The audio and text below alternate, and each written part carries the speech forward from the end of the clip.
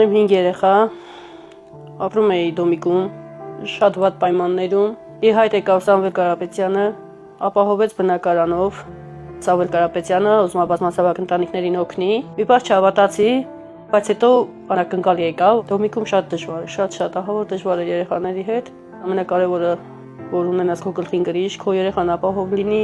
Վանաձորում եւ Լեննականում 19 թվին տասնյակ ավելի ընտանիքների ապահովեց Սամվել Կարապետյանը բնակարաններով, 20,000 եւ ավելի բնակարաններ խոսքա տվել, որ պետք է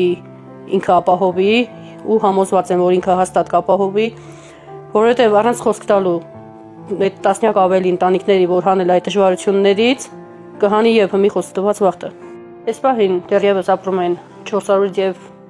ավելի ընտանիքներ, են էլի իրանք ունեն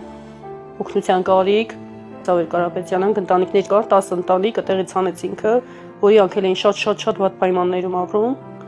Իրանք էլ ունեին 4 եւ ավելի երեխաներ։ Մեզ բախտ վիճակվեց, որ դուրս գանք այդ դոմիկից։ Իր մարդ կերպարը շատ մեծ է։ Ամեն քայլափոխի կարանք իր արած գործերը տենանք։ Տնից դուրս են գալի, մեր կողքի շենքերը գազաֆիկացումը ինքն է արել։